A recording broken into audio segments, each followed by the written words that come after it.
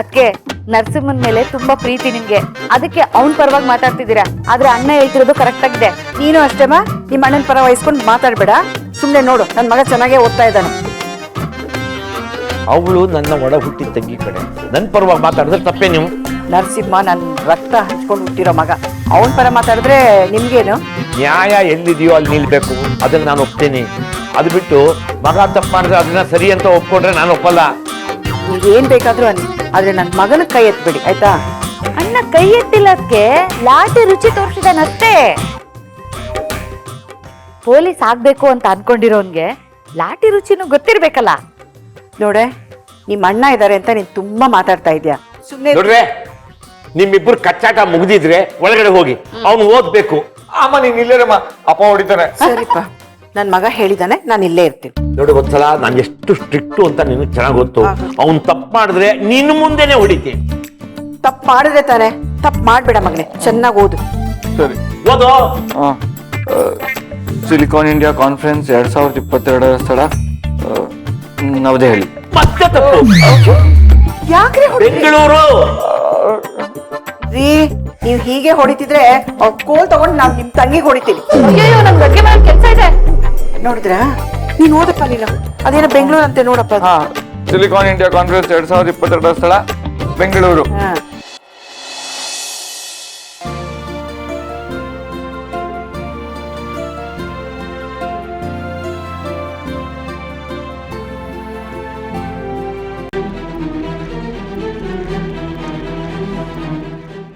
ಎಂತ ತಪ್ಪು ಮಾಡ್ಬಿಟ್ಟೆ.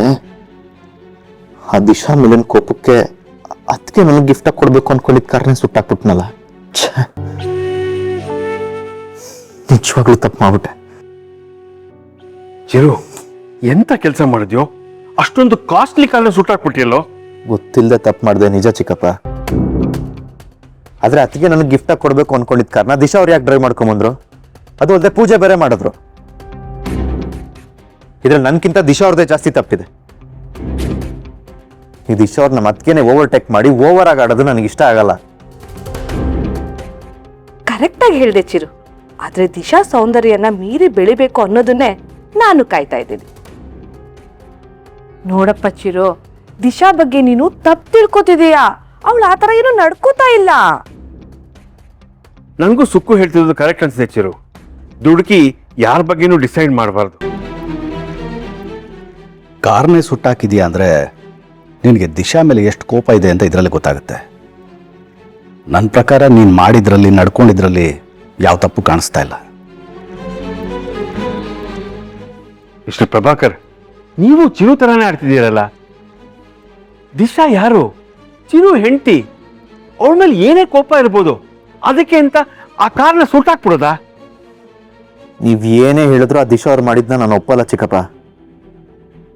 ನಾನು ಅವ್ರೊಂದು ಮದುವೆ ಆಗಿರ್ಬೋದು, ಆದ್ರೆ ಅವ್ರು ಯಾವತ್ತೂ ದೀಪ ಸ್ಥಾನ ತುಂಬಕ್ಕಾಗಲ್ಲ.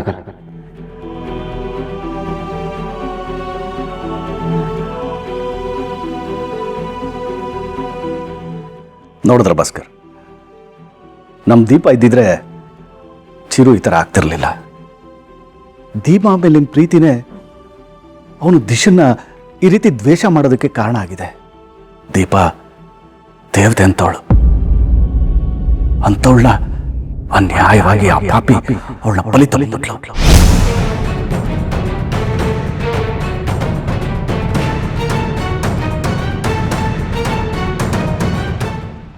ಏನ್ ಹೇಳ್ತಿದ್ದೀರಾ ಪ್ರಭಾಕರ್? ದೀಪನ ಯಾರು ಬಲಿ ತಗೊಂಡ್ರು? ಯಾರು ಆ ಪಾಪಿ? ಅದು ವಿಧಿ. ದೀಪನ್ ಜೀವನದಲ್ಲಿ ಅನ್ಯಾಯ ಮಾಡಿಬಿಡ್ತು. ಇವತ್ತು ದೀಪ ಇದ್ದಿದ್ರೆ ಚಿರು ಮುಖದಲ್ಲಿ ನಗು ಇರ್ತಿತ್ತು. ಲೇ ಸುಕ್ಕು, ಲೇ, give respect and take respect. Okay ಸುಕ್ಕು ಮೇಡಮ್. ಏನ್ ವಿಷಯ ಹೇಳಿ. ನನ್ಗೆ ಈ ಪ್ರಭಾಕರ್ ಹೇಳಿದ್ದು ದೀಪನ್ ಸಪೋರ್ಟ್ ಮಾಡಿ ಮಾತಾಡಿದ್ರ ಅಥವಾ ದಿಶಾನ ಅಪೋಸ್ ಮಾಡಿ ಮಾತಾಡಿದ್ರ ಒಂದು ಗೊತ್ತಾಗ್ತಿಲ್ಲ ಕಣೆ, ಕನ್ಫ್ಯೂಷನ್. ಅವರು ಯಾರ ಬಗ್ಗೆ ಏನಾದ್ರೂ ಮಾತಾಡ್ಕೊಳ್ಳಿ, ನಿಮಗ್ ಯಾಕ್ರಿ?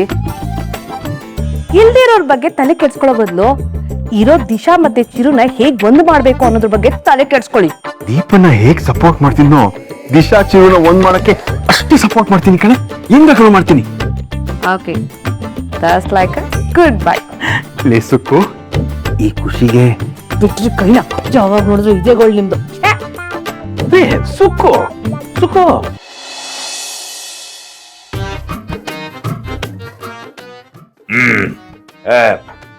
ಓದಿದ್ದೆಲ್ಲ ಮುಗಿತಾ? ಇಲ್ಲ, ಆ? ಆಗ್ತದೆಪ್ಪ, ಓದ್ತಾ ಇದೀನಿ. ಹ. ಈಗ ಟೆಸ್ಟ್ ಮಾಡೋಣ.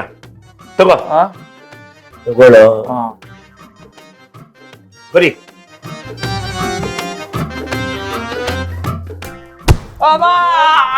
ಕಾಪಿ ಹೊಡಿದ್ಯಾ? ಕಾಪಿ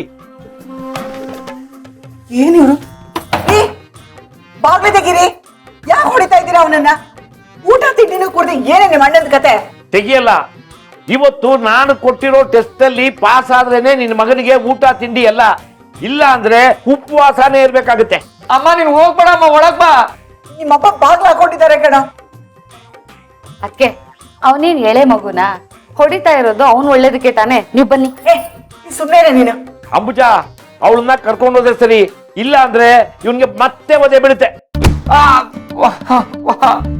ನಿನಗೆ ಲಾಠಿ ರುಚಿ ತೋರ್ಸಿದ್ರೇನೆ ನೀನ್ ಓದೋದು. ಅಯ್ಯೋ ಅದಕ್ಕೆ ನೀವ್ ಇಲ್ಲೇ ಇದ್ರೆ ಇನ್ನೂ ಏಟು. ಬನ್ನಿ ಬನ್ನಿ. ನಿಮ್ದು ಅಮ್ಮಯ್ಯ ಅಂತೀನಿ ರೀ. ಹೊಡಿಬೇಡಿ ಅವನನ್ನ. ಮೊದ್ಲು ಹೋಗು. ನಾನು ಹೋಗ್ತೀನಿ. ಹೊಡಿಬೇಡಿ ಅವನನ್ನ. ಬಿಡ. ಹೊಡಿಬೇಡಿ ಅಪ್ಪ, ಯಾಕೆ ಸುಮ್ನೆ ಹೊಡಿತಾ ಇದೀರಾ? ಏನ್ ನೆಲ್ಲಾಡ್ತಿದ್ಯೋ? ಬನ್ಯೋ.